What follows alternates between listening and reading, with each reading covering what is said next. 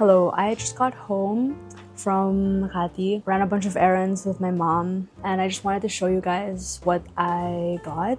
My first stop was fully booked Kinokuniya, the newly opened branch in Glorieta 3, and I was so excited to go in there because when they first posted about that branch, there was a bunch of classics that I had not seen in stock for so long. I went straight to the classics section, and then I saw the NYRBs, and that was my first time seeing NYRBs in person. There wasn't a lot at the time that I went, but I did find Stoner by John Williams. I've actually been eyeing this book for the past 1 or 2 months already, but yeah, I was looking specifically for this NYRB edition. It follows a man named William Stoner.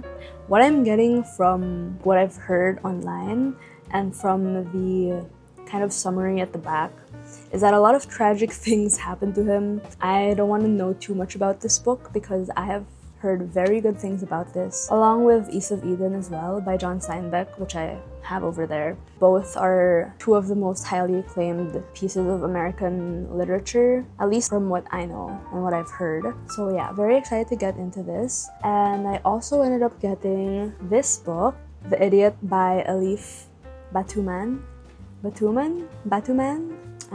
Yeah, sorry for butchering that, but yeah, I've actually seen this book so many times over the past 2 years. When was this published? 2017, 2018?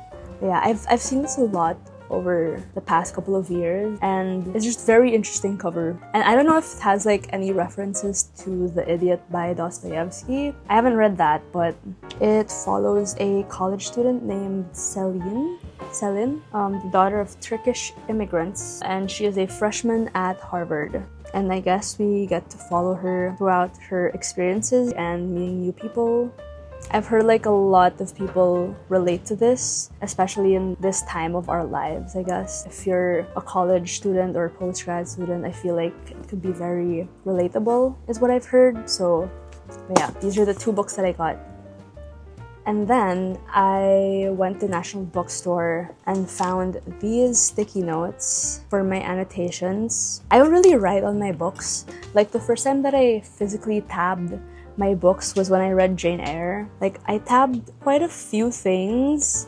I didn't really tab books at all before this. I just felt the need to mark some of these pages down because Jane Eyre is a great book and I really liked it a lot. I just find that these tabs were too thick. I don't really think that I need tabs this wide for my books, so I got these ones, and I also really like the colors. And then I also got some hair accessories. My hair has been getting longer and I've been enjoying trying different styles of putting my hair up. So I got this clamp. And then I also got 2 different banana clips. Yeah, I'm wearing one right now. I kind of tried to do it and I think I really like it. I like how it looks. But yeah. Anyway, yeah, that's all I really got today. I just ended up walking around and then I grabbed some matcha, read my book, and then walked some more. I ended up smelling some perfumes from Maison Margiela and Diptyque. I don't know, I was just there already, so I wanted to give some of the perfumes a try. Oh my gosh, the Diptyque scents. I tried the Ilio and I think I fell in love. It smells so good. Yeah, they sprayed it on my wrist, and I also have the tester paper there, and I kept smelling it while I was eating, so kind of obsessed. But let's see if I'm going to purchase that because it's kind of expensive. Bien Noël. Quoi d'autre? Cuisons tout dans l'alcool. Chevreuil au miel et au cidre, langoustine à la liqueur d'anis, Saint-Jacques au vin jaune, surtout ne jamais rien faire flamber. Shifts outside the marginal revenue gap, the firm is compelled to adjust.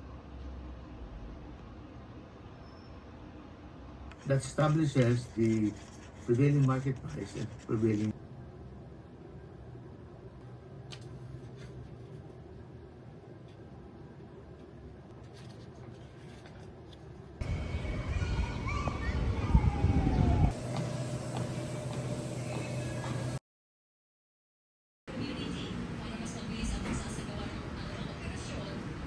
So I finished reading Silk, Silver, Spices, Slaves by mangubat the other day. It's a collection of essays about different parts of history in the Philippine colonial period, so like 1500s to the mid 1900s, I believe.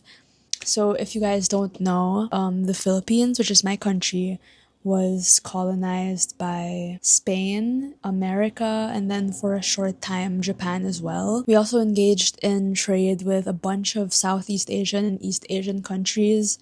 So yeah, the Philippines has a very rich culture and history. And the way Leo Mangubat writes, he weaves like all of these different stories from different points of history. He weaves them together in such a unique way and makes them so interesting.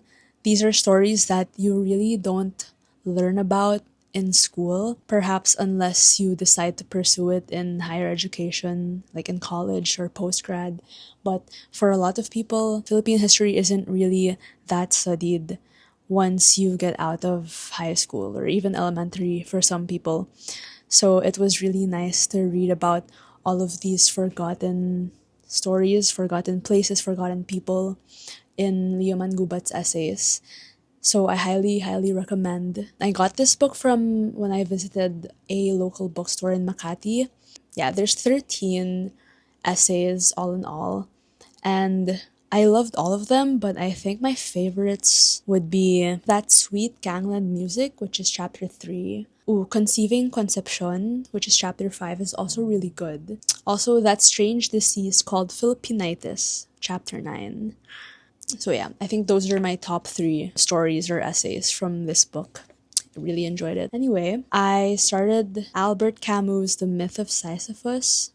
Sisyphus? Just today, actually, a few hours ago. I've already started tabbing it. I really didn't expect to get into this kind of book this year, or any year actually. I took philosophy when I was in college, first year college. I wouldn't say that I really enjoyed it. It really depends on your professor and also the material that you guys cover. I was a bio major, so philo for me was just a general education subject. We also covered some philosophy in one of the soc sci subjects. Yeah, like Aristotle, Plato, like that.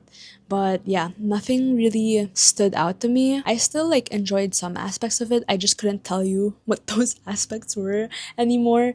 And like I don't really remember the things that I really learned in those classes. So for me, like reading something that falls under philosophy is very new, very out of my comfort zone. But yeah, I decided to pick this up when I was in Hanoi. It's the same bookstore that I got my brilliant friend from. And yeah, so far, I've actually been really enjoying reading it. Perhaps some of this or a lot of this will go over my head, but I do really find Albert Camus' philosophy interesting. The way that you don't really have to find meaning in life to really live it. The idea that there is no meaning in life can be very freeing and can actually make you live life to the fullest, even more. Not saying that I agree with all of his ideas, but I do find them interesting. Would definitely love to delve into this more, and yeah, I still have a long way to go. I'm in like page 22 out of 150 something, I think, 160 something. So yeah, I'm just gonna continue reading this and work my way through it slowly.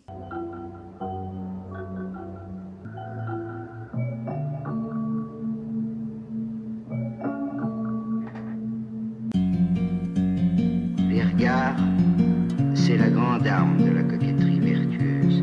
Parce qu'on peut tout dire avec un regard. Et puis après, on peut toujours nier ce regard-là.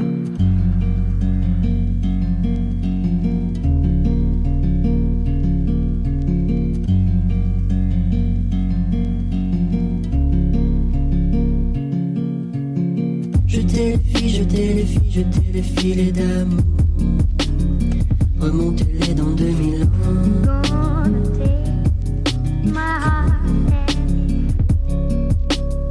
Les mains se serrent, les mains se serrent, les mains se serreront fort sous un soleil de papier doux.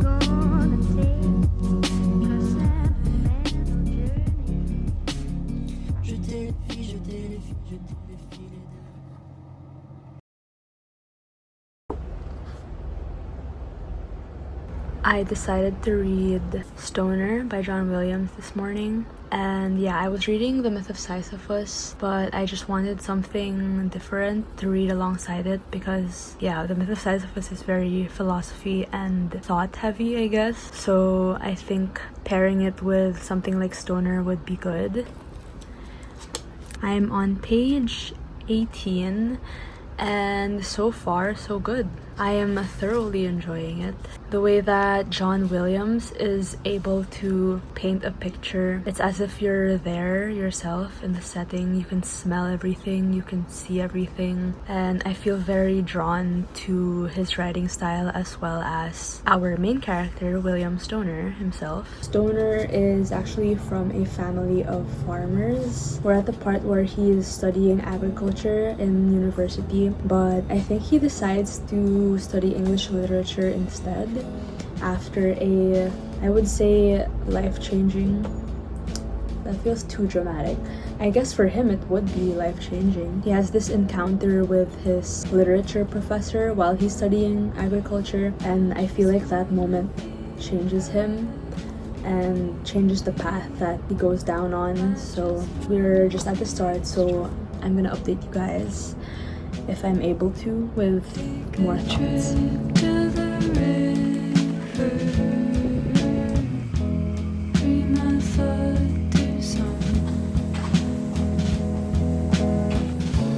I just wanna be happy.